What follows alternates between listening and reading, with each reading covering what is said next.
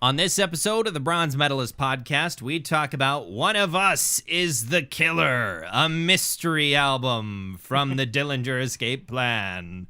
Ooh, who shall be the killer? We shall see. Tonight on the Bronze Medalist podcast.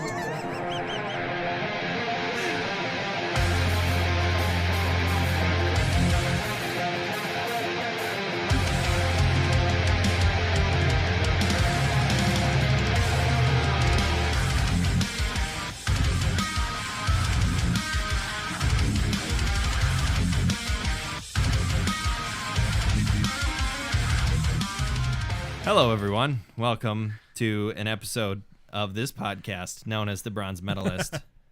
I'm Kayle. I'm OJ. And we're two broadcast professionals. We talk about metal because we like metal. Yeah. What was that? Who made that noise? I don't know. Was that you? That was a tummy noise. Was that you, though? It might have been because I'm digesting. I just ate dinner. I mean, so did I. All right. So somebody's digesting over here. Probably no one heard that. All right. Somebody's stomach made a weird noise. What's up? Hey, how's it going? It's Wednesday, man. It's Wednesday, my dude. Yeah, it is. What's been going on? Stuff. I was trying to think of a way to transition into the fact that we just talk about things. I think I was just going to be like, hey, what's new or something. But yeah, but there's nothing new. Fuck it. Exactly. Fuck a smooth transition. So over the weekend, I did my very first remote broadcast. Yeah. I was there working the board. Baby's first remote. How did I sound? You sounded a little nervous, I'll have to admit. But it was your first time. I was nervous. It's my first time. I was nervous. You were fumbling for your keys in the dark. Yeah, I was hoping for them to be gentle with me. And were they? I'd say they were gentle. That's good. Yes, they were gentle with me. It wasn't too rough. You were out at a trampoline park talking to race car drivers. Yeah, which is sounds like a really weird combination, and it kind of was. It was in the rain. Yeah. It would have been better if it wasn't raining and we could go outside and maybe talk to some of the drivers a little bit. But it was raining. They had a bunch of the race cars outside, but we weren't out there because didn't want to stand out in the rain, and all that sort of stuff happened. But otherwise, yeah, it went really well. I did manage to say on my first remote, I did manage to say the words big package. Yeah. And then immediately follow that up with I said something like you're gonna like what's in this big package or something like that. You're gonna have a good time with it. Yeah, I think is maybe what I said. That was it. I even I got text messages from other people saying, "I love me a big package." Who texted you? Shelly sent me. Okay. She sent me a message, and then I messaged Kelly. Yeah. Everybody we work with rhymes, by the way. Oh yeah. And I immediately after I said that was like, God fucking damn it. That's how it goes, though. Yeah. So yeah, I'm happy I've done that, and I'm now kind of know how to do them. You popped your remote cherry. Yeah, nasty.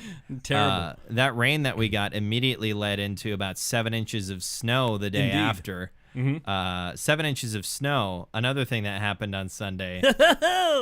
Game of Thrones. Oh, sure, yeah. Speaking of Jon Snow's penis. But there was no penis going on. We didn't see Kit Harington's dick. We did not. Unfortunately. You were looking forward to that? I was looking forward to we saw his ass the end of last season. You thought maybe his dick was a great ass. It was the prince promised. Well, that's what let everyone know that he is the prince who was promised. It's a fantastic butt. Look, I'm straight, okay? I swear to God. But you know a good butt when you see one. I know a nice bit of man ass when I see it. Kit Harington's got it going on.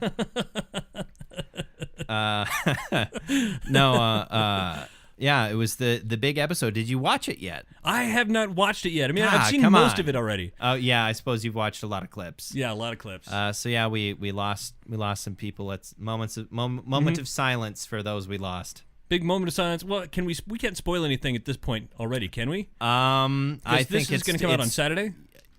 Yeah, it's probably still too soon to spoil anything for people.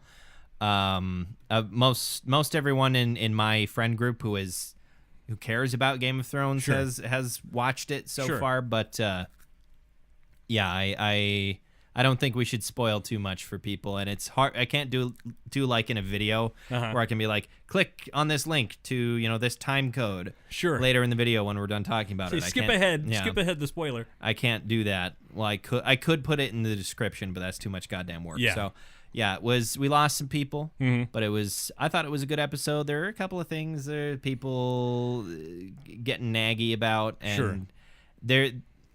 the big one that people are nagging about is not the thing that bothered me. There was a much smaller thing that's made me scream at the screen. Can you say it here? Yeah, it's not a big spoiler. Daenerys and Drogon are her inner Dragon, right. are sitting down on the ground. Jon Snow has just walked off to go to a thing, and there are all manner of whites, aka zombies. For those of you who are versed in in the speak to the undead or whatever. Yeah.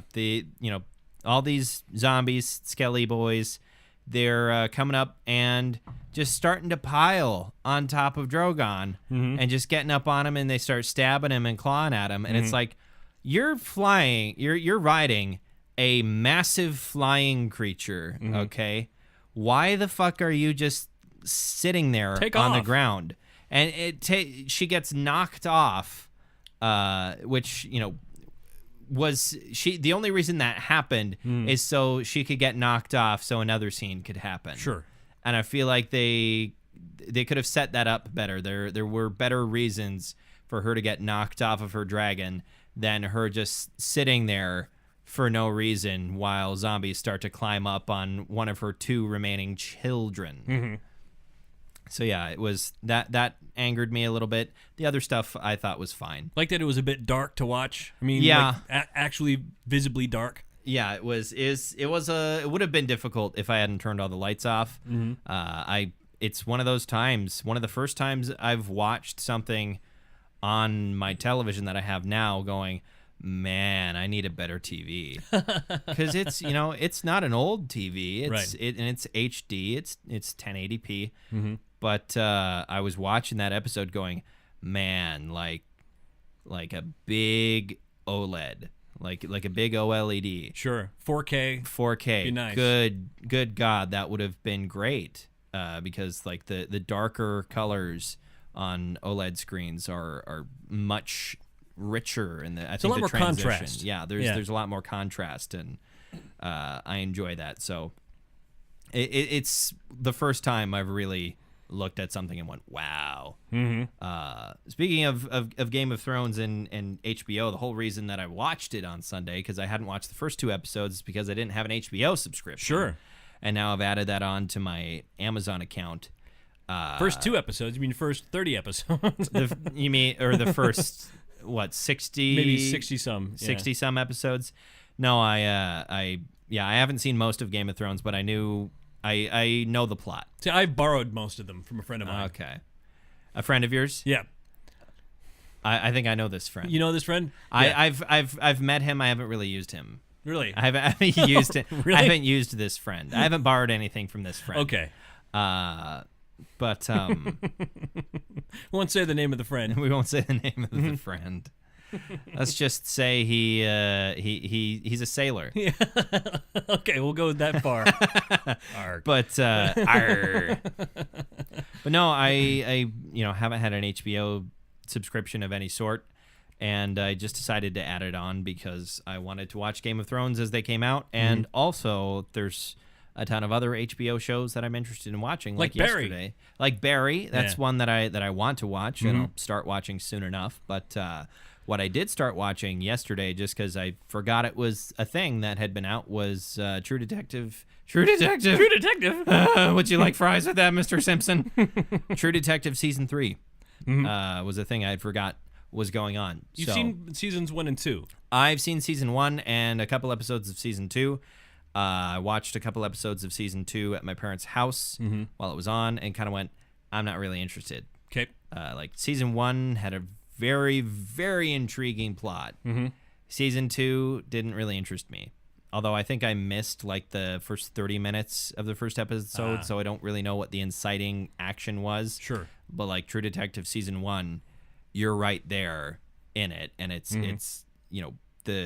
the inciting and intriguing event that pulls you into the rest of the season is in the first 10 minutes. And some great acting. And fantastic acting from Woody Harrelson and Matthew McConaughey. Yeah. You said his name right. Yay! I think I did. Yeah. I don't think I added the extra Matthew syllable. McConaughey. McConaughey. Because apparently he's Hawaiian. Or Polynesian. He's Tongan. He's from Tonga. He's from the Easter Island. The Easter Island. The Easter Island? Yeah. All right. Oh God. I got Autumn Eternal this weekend on vinyl. Mm-hmm. It's good. Mm-hmm. It was Which we've told you it's good. Yeah, we've told I mean, the album is good. We've told you we felt it's good. I think the album's just good. Okay. I'd say it's objectively. Just good. Objectively, right. I'd say it's good. Man, and I don't know if I admitted this last week or the week before. I no longer have a playing device for vinyl records. For vinyl records or CDs. Well, I guess. Oh yeah, that's right. You don't have a CD player either. Yeah, I don't have any of that. I don't know. I should. Can your PlayStation not play CDs? Yeah, I guess I could play it, but it would be through my TV. Yeah, that'd be weird. I don't have a you sound don't have a system. Walkman. No, I do have a Walkman. Oh, okay. I have a Walkman, but it's a digital tapes. Walkman. Oh, it's a digital Walkman. Okay. I don't know where my tape Walkman is. Yeah, I'm sure you could get a relatively. I know you can get a cheap CD player. Yeah. And you have a sound system. I imagine. I have a TV. You have a TV. I used to have speakers. I don't have that anymore. I don't know. I got old and everything broke, and I never replaced it. Could you get an adapter to play it through like your cab? My cab? For your guitar? Oh yeah, sure. Oh yeah, no, I can do that. Yeah, there you go. Plug that shit into that. Go down to the basement. It's like that's your little music nook or whatever. I've done that before, where I plugged in like a Walkman. I've had an adapter plugged into the headphone jack and then into the 3/4 inch. Yeah, just get a decent CD player, which I'm sure does not cost that much money because it's a CD player. Sure. And get a decent CD player. Just plug it into your amp, and there you go. Or I could get a sound system for the TV. I've been wanting to do that for a long time. Or do that. Yeah. Whatever. Chase your bliss, bro.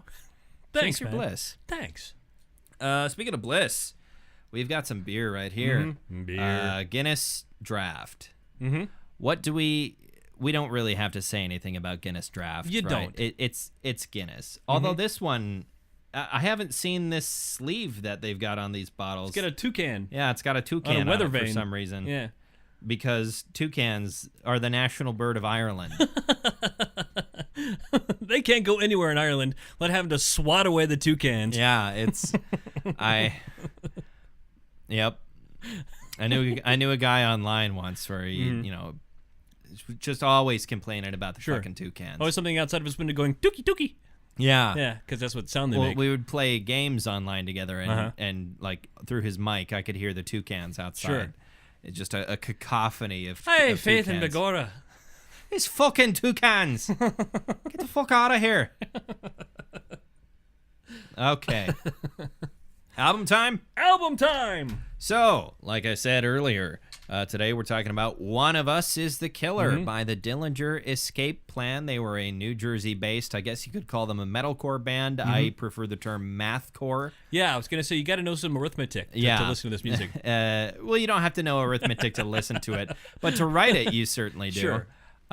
So mathcore would be a subset of metalcore or an association of hardcore punk and extreme metal that focuses on having different time signatures. Yeah, very different is delicate way to put it. Different time signatures.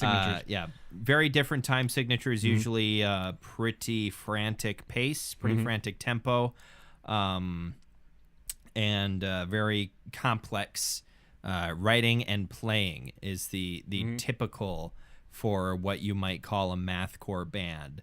And the Dillinger Escape Plan, as they were founded in 1997, kind of became the de facto mathcore band. We've actually talked about them on the podcast before. Jaron and I did an episode about the album that preceded this one called Option Paralysis. So this album came out in 2012? 2013. 2013. Yeah. You're right. Oh, almost a whole... This would be 8 years ago? May 14th, 2013. May 24, 2013. That would be 6 years ago. 6 years. I'm fucking stupid. I couldn't have wrote... Don't talk my friend down like that. Okay. You're not stupid. I'm sorry. Yeah, 6. That makes sense. 9 minus 3 is 6. Yeah, that's... Oh, boy. It's been a while since I've had any sort of structure in which to do math. It's kind of ironic that you're getting the math wrong while we're talking about... Mathcore. Mathcore. Yeah. No one should be surprised that I can't do the math. No one who knows me should be surprised that I can't do it. Good God. And you have a college degree. Well, kind of. Kind of. Yeah. Also, it was in broadcast. Yeah. Okay? Right. I got you. I hear you. But, yeah, where was I? Yeah, it came out in 2013. This is their second to last album. There's only one more after this, which is Disassociation, that came out in 2017.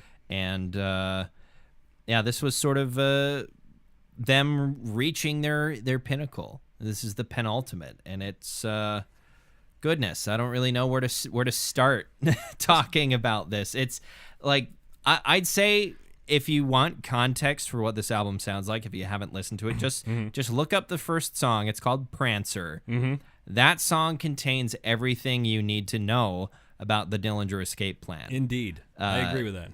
As a band, they were very good at putting their best foot forward and really putting the most definitive song first in each of their albums. That goes for Option Paralysis as well, with Farewell Mona Lisa. Both Prancer and Farewell Mona Lisa both contain elements of everything you can expect from the Dillinger escape plan. But then they start to experiment later. Then they start to experiment. Yeah. And boy, does it get pretty fucking weird. So yeah, they have a multitude of influences, a huge amount of influences, really, that range, of course, in metal and hardcore to jazz and electronic. And they have sort of split off after the band called it a day. Right. They sort of have split off. The individual members. Yeah, the individual members. God. The individual members. The individual membranes sort of split off. Greg Puciato, who's the lead singer, is now doing a electronic project called The Black Queen. I can't remember exactly what Ben Weinman is doing and the other guys are up to, but yeah, they are a very diverse group of musicians with a diverse set of influences, one of which includes the famous Mike Patton. Yeah, which I could totally hear that. I'm listening to him going, does he know that there's a Mr. Bungle influence on this? Oh, yeah. Mike Patton of Mr. Bungle, also probably more famously Faith No More, right, yeah. Amongst other projects. A very diverse and extremely talented singer and musician. Very strange. Yeah, and a very strange guy. A lot of that, I think, you can find not only in the music, but also in the behavior of the Dillinger Escape Plan as a band. They were infamous for their just utterly chaotic and destructive live shows. I don't know if they were directly destructive of things that were not theirs, but earlier in their career especially, Ben was commonly seen to be destroying some of his own equipment. Sure. Greg would regularly end performances covered at least in part in his own blood. Like one of the very first pictures of Greg, when you look up Greg Puciato, is him with a gash on his forehead. Wow. And just his face covered in blood at the conclusion of a show. You would think that would cut out on your overhead a little bit there. That would or add to it. Maybe, but they managed themselves was the thing. They were a very DIY band, so they didn't have anyone to really answer to when it came to their personal conduct and their behavior during live shows other than the venue they were at, so they obviously wouldn't destroy venue equipment, but their own stuff was fair game. Sure. The PA system, probably not. Yeah, but maybe like, whatever they had, fuck it. Like their bodies. Yeah, their bodies especially. I think Ben broke, twisted ankles, broke his wrist one time. Ben would climb up on stuff. He would jump. He would do jumping kicks off of their speakers. Into the crowd? Not into the crowd usually, but he did do plenty of crowd work, as one might call it. There's a video I saw once of them playing sort of in this stadium-type venue. It was an amphitheater would probably be a better word for it. And he went all the way across the amphitheater and was standing. He wasn't sitting, he wasn't intertwined in. He was standing on top of a railing at one of the upper edges of the amphitheater, just standing on it, balancing on it. Greg would frequently climb to the very top of outdoor stages that they were at. Wow. And sometimes, if it was like a 40-foot stage, he would climb up to the top and then climb back down a little bit, but he'd be like 20 feet up and jump into the crowd. There's a video of them performing at a mall in 2005. It was a big crowd. Sure. For whatever reason, they were performing in this mall. And Greg runs out into the audience. He doesn't jump. He doesn't stage dive.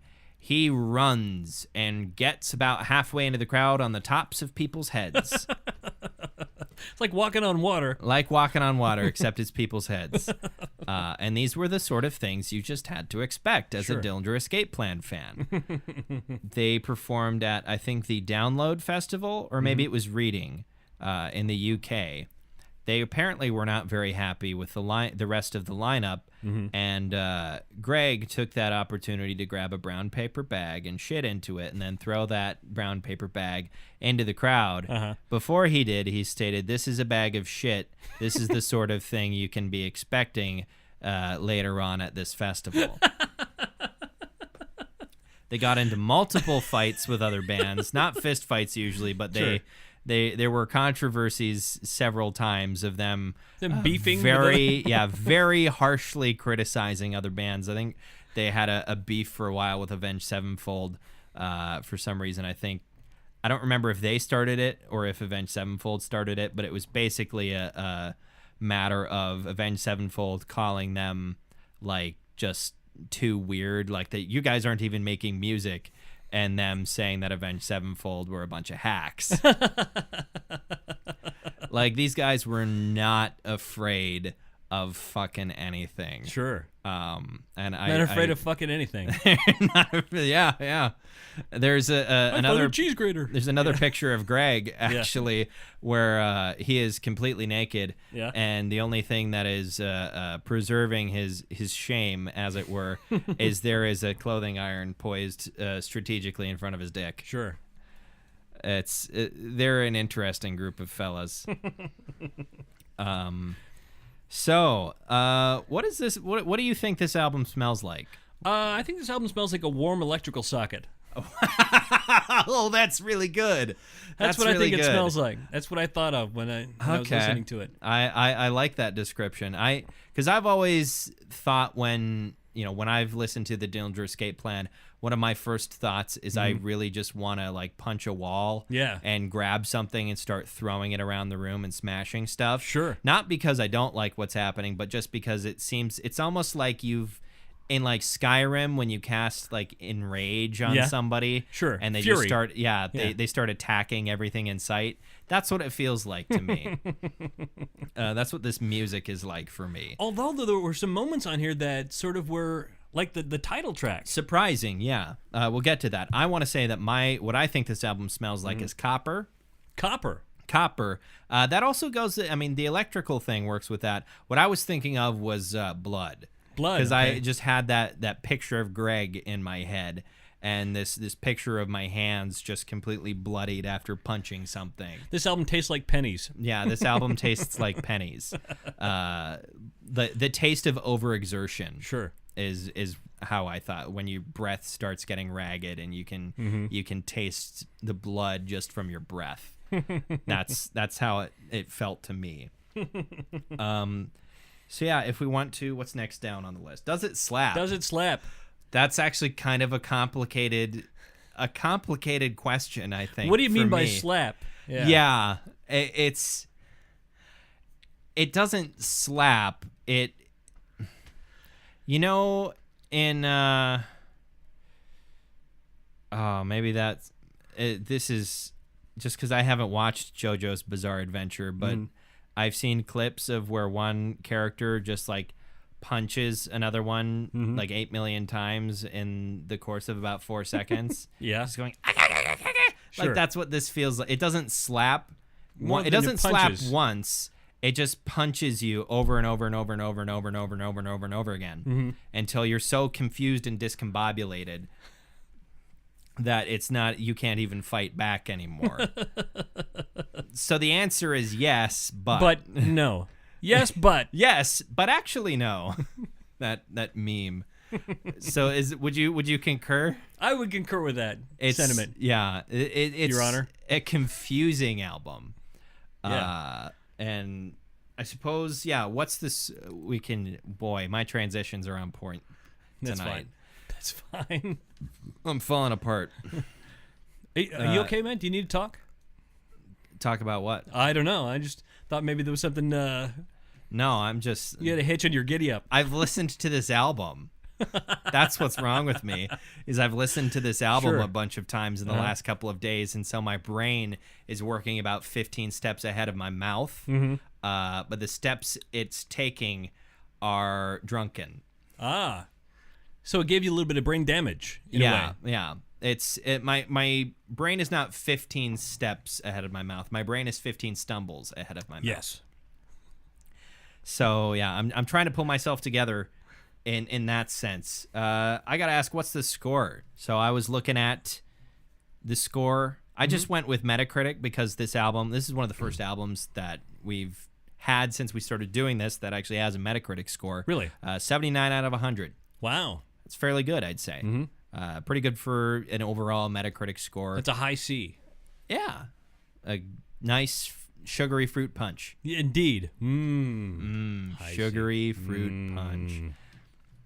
But yeah, I would have scored it more highly than that, but I can sort of get why some people wouldn't score it super highly in the sense that it is musically very impressive, but there is not as much going on that really excites, in the sense that you're going to remember you had a good time, but I don't think you're going to remember much of anything specific. It's not for everyone. Yeah, it's not for everyone, and it is it's something you can come back to pretty easily, and you can find a lot of hidden little bits in, but it's to compare it to a movie. This is kind of like, well, the comparison I was about to make doesn't really work in the sense that it's not a movie that you would want to see again. Sure. But I was thinking of Requiem for a Dream. Right, I've seen it, and I have it on videotape, but that videotape has only been spun once. Yeah. Yeah. And to me, I enjoy re-listening to Dillinger albums because there is a lot to unpack and uncover. But maybe I'm trying to think of a better movie analogy. Okay. But I can't think of one like a really artsy movie that you can find a lot of detail in, but at the end of the day, when you leave the movie theater, you're just quiet. You realize that you have not watched a Star Wars. Sure. You haven't watched a Star Wars. You haven't watched a Blade Runner or something to the effect that this is going to change everything. I think at this point in their career, they had already become a huge influence on a ton of other artists. Right. And so they weren't, a bit of the novelty maybe of the Dillinger Escape Plan had worn off, which I think led them to some of the more experimental bits in here. If we want to talk about favorites, Sure. I think probably both of us would say the title track. The title track. I got that feeling from you. I love the title track. I love Hero of the Soviet Union. It's a good one also. Yeah. Everything has bits of it to appreciate. I really liked the song Crossburner. There was something the second about to that last one. song. Yeah. Something about that one I really enjoyed. I was a little let down by the closer, just because it felt like another song. Right, I thought Crossburner was going to be the last song when I was listening to it. I'm like, oh, that's gonna. Oh, there's more. Yeah, I felt like Crossburner should have been the last song. Yeah. And that's sort of in contrast to what I've been listening to recently, because I've been listening to their last album a lot more in the last couple of months, which is part of why I decided to choose this album for this week, in lieu, once again, of When a Shadow is Forced into the Light by Swallow the Sun, which we had talked about being this week, but I was trying to listen to that album the other day, and it was really dragging me down. Oof, man. It was really, really dragging me down, and I was like, if this is bothering me, I don't want to force it on someone else. So I want to choose something that's fun and bizarre this week. And having been listening to the Dillinger Escape Plan, I was like, hey, let's fucking do this. So I decided to go with this one because this is actually one of their ones that I'm less familiar with. I've listened to Disassociation quite a bit. I've listened to Option Paralysis a lot. But for some reason, One of Us is the Killer was always kind of in this weird middle ground where I hadn't listened to it a lot. There's one song on here that reminds me, gosh, and I hope the universe doesn't throw a meteor on my head for saying this. Okay. It reminds me a little bit of My Chemical Romance. Which one is that? That would be Nothing's Ever Funny. Yeah, a little bit. Well, and I was thinking about that with the title track, in the sense that it, like, especially with the way that Greg does his clean singing,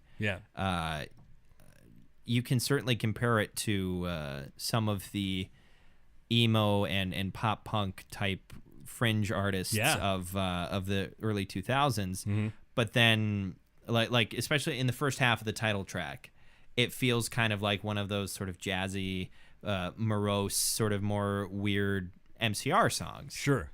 But then the elements start coming in, and you're like, that's not a guitar tone MCR, whatever you use. No. That's not that's not a time signature they would use. No. It starts to become Dillinger. It leads you in. And if I were to introduce the Dillinger Escape Plan to somebody, I would maybe choose One of Us is the Killer, and then be like, do you want to hear another one? Sure. And then open up with this one. Open up with like Crossburner or something, or Farewell Mona Lisa. Sure. Or something like that. Or just take them straight back to the start and go with 43% Burnt off of their album from 99. Because that one, like their first album was a hard mathcore album. Nice. Like they sort of softened a little bit and brought a little bit more of the jazz element in later on, but Calculating Infinity is very, very, very much a mathcore album. It's almost like a slightly lighter, like Gorguts type sound. It's not atonal the way Gorguts is, but it is just as labyrinthine and complex and weird. It takes away from any kind of melody. Yeah, it's hard to find that in some of their earlier stuff. Whereas, Greg's versatility certainly brings a lot of melody into, especially the vocals. And Ben, as a guitar player, also is obviously very capable of playing, because being able to play melody is the first step of being a musician, right? Right, and then he took it a few steps further. Nobody learns how to play atonally first. No, or microtonally even. I'm sure there's I don't know enough about music theory to say there's microtones on any of this, but it's not a flying microtonal banana. From King Gizzard and the Lizard Wizard. From King Gizzard and the Lizard Wizard, I don't know enough about that. But favorites, title track probably. Title track. And then a myriad of others, just because this shit is awesome. It is. This shit's awesome. Bananas. BANANAS. I want to talk about Dillinger's signature sound their signature note, I guess it would be. Okay. It's that note from right at the beginning of Prancer. The da-da-dun, da-da-dun, Yeah. dun, da-da-dun, da-da-dun, dun. That rhythm. Not necessarily that note. That rhythm, but also that type of note. I don't know what to call that. Well, it's atonal. I mean, there's a lot of atonal stuff on here. Yeah. They use that a lot. A lot of dissonance. They use that type of sound from that opening a lot, not only on this album, but in all of their... It seems it's like one of Ben's favorite things to do. Sure. And it's... Because of that, you can listen to any song, and if Greg's vocals weren't there, you could still go, this is a Dillinger song because they're using that sound. Yeah. Or at least, everything since probably like 2007, I think, with Ironworks. If I remember, they started putting that sort of stuff on there. I'm not too familiar with their early stuff. There was a big gap between albums for them. Because I think it was 1999 with Calculating Infinity.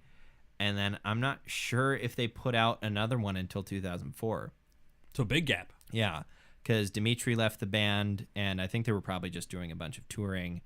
And then Greg joined, and they probably, did touring with Greg. And then I think, 2004 is when Miss Machine came out. And then 7 is Ironworks, 10 is Option Paralysis, 13 this one, and then 17. The final one. Yeah, I think that's most of them. Maybe it's the 5th. One of Us is the Killers, the 5th studio album. So I think that. So they had 6 albums. Yeah, they had 6 in total. And Toto. And Toto. Yeah. And a bunch of EPs as well. One of which with Mike Patton of Mr. Bungle. Who'd have thunk?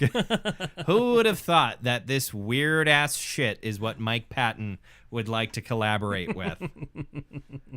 I feel like Ben might be doing something relating to Mike Patton now, or something like that. I can't remember exactly what Ben is doing these days. Probably just being awesome. Just hanging out and being awesome. Just hanging out and being awesome. There's a great video that I've mentioned to you of Every Time I Die hanging out at this hotel, because they were pretty good friends with the guys from Dillinger, because they both got started at this. They were both founded in '97. Sure, on the East Coast. On the East Coast, and they were hanging out at this hotel, and E-Tid was putting on like a barbecue basically, and Greg just shows up out of nowhere. I don't know, because I don't think they were even on tour together. It's just for some reason Greg was around and shows up. And it's weird because I'm pretty sure he's a vegan. So it's like, I don't know what he ate at the barbecue or if he just showed up to be there. But probably couldn't even eat the mashed potatoes. Probably not. No. They probably weren't, organic. Doesn't or it vegan have mashed potatoes? You usually put like cream and milk and butter and mashed potatoes. Mashed potatoes. I was just thinking of a raw potato. And I was like a baked potato. The only reason why a raw potato? Who eats a raw potato? Well, I'm not saying he would eat it, but I was thinking of just the most basic potato. And because isn't part of veganism that it has to be organic, right? No, it just has to have no animal products. Okay, for some reason I thought it also had to be organic, but no. At any rate, he just showed up, and then later the weird shit happened with Keith lying face down in a pool trying to get a sunburn. That was back when they were really kind of unhinged. Sure. I don't think they were ever, problematically unhinged or dangerously unhinged, but they were living the rock star life in the sense that they were constantly partying and that sort of shit. And now the music has stayed the same, but they have settled down as people. They've become adults. They've become adults, and I think I don't remember if Keith is still sober or not, but he decided to at least sober up for a while after his daughter was born, and I don't know if Jordan is doing that. I think Andy's a fucking semi-professional wrestler, so Andy does whatever the fuck Andy wants. 6'6" or something like that, and 300 some pounds. Andy's a fucking beast. Well, yeah, and apparently a total sweetheart. But like he's you look at the man and you're like, wow. Yeah. That is an immense person. The first time, did I ever tell you about the first time I saw Every Time I Die? No. I had never listened to them before, and because I had never listened to them before, I didn't really care for it all that much. Yeah, I it wasn't your thing. I didn't realize that Every Time I Die was going to become my thing later on. Right. And it was the first Warped Tour I had ever went to, and there is Andy on stage wearing just coveralls, probably underwear, but just coveralls That you can tell. that I can tell. Yeah. I think he might have been wearing a cowboy. Oh, I think it was a straw hat with his huge horseshoe mustache, and he's just wandering out into the crowd in the middle of the mosh pit as they're circle pitting around him With his guitar. And then the next year, I think he was wearing a full cowboy outfit the entire tour. The two-tone shirt. Sure. And the cowboy hat and the jeans and everything. Because he can do whatever he wants. Because Andy does whatever he likes. And I can't remember if he had an outfit for the last tour that they did when Jordan basically played his Threnody for Warped Tour and kept the main riff of Map Change going for about 17 minutes. As they were tearing the set down. They were tearing the stage down behind him, and he just kept going. And it's like, that made me emotional.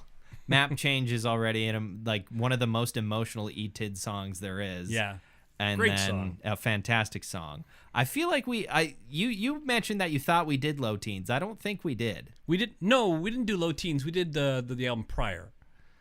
We do From Parts Unknown?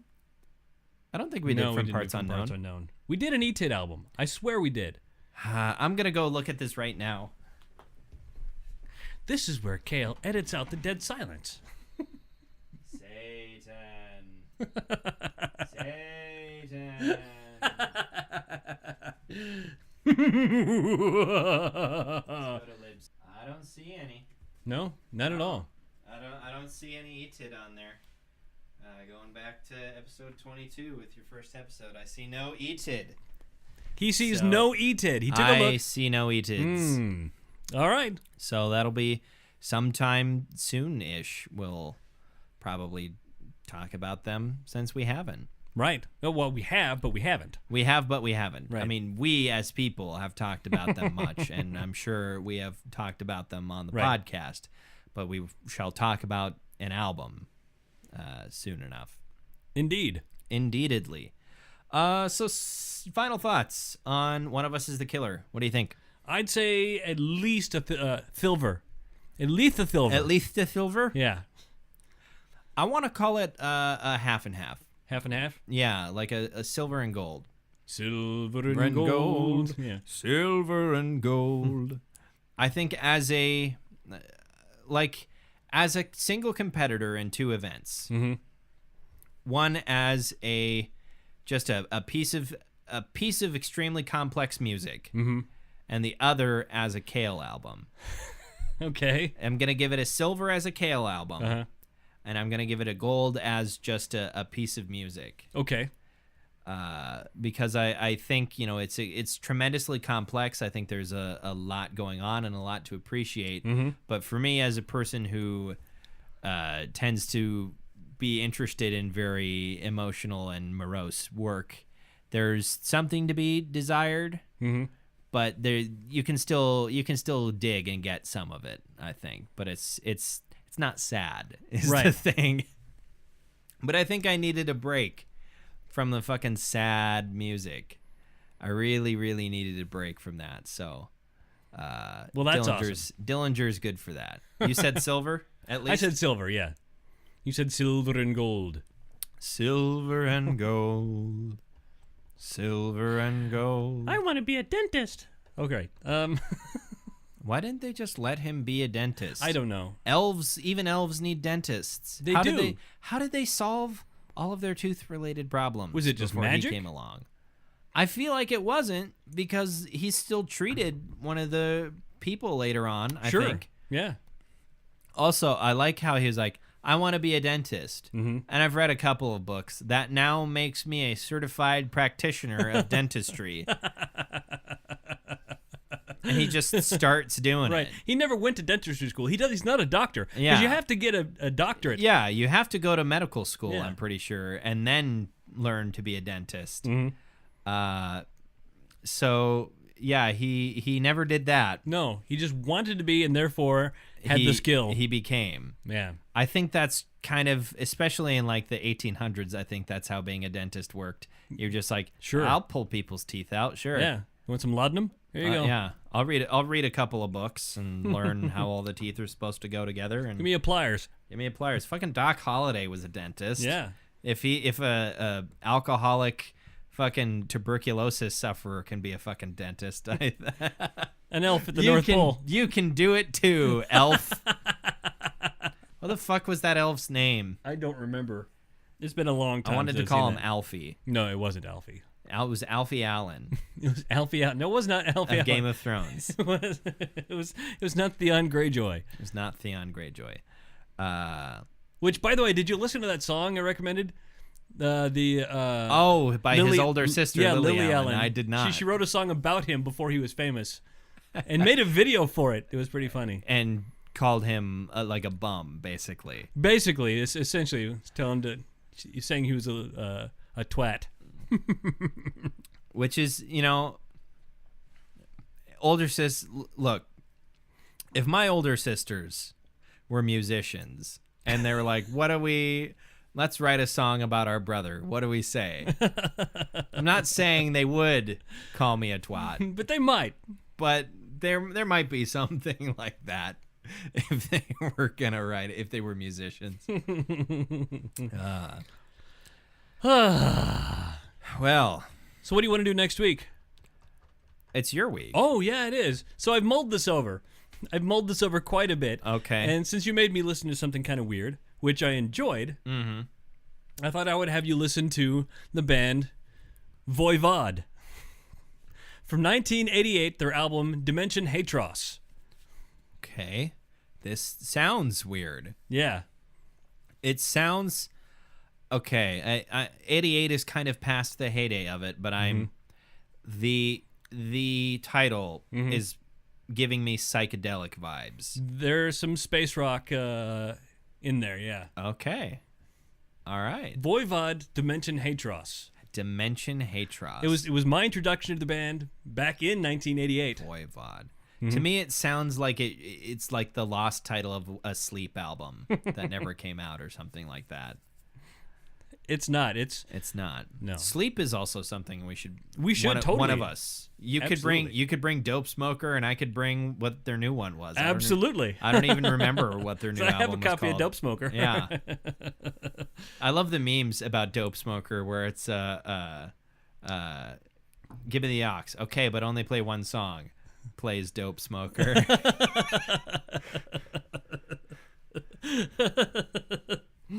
It goes on forever. And it just goes. It goes and it keeps going. All right. Should we wrap up? Sure. Okay, if you like this sort of thing, find us on Facebook and find us on Twitter and share our shit. Share our shit. Share our shit. SOS. Those are the 3 simple letters that everyone can remember. ... .. Share our shit. Yeah. And if you don't do that, that's fine. Whatever. We still love you. Yeah, deeply. Except for you, Jeff. Fucking Jeff. Okay, thank you all very much for listening to this episode of the Bronze Metalist Podcast. I'm Kayle. I'm OJ.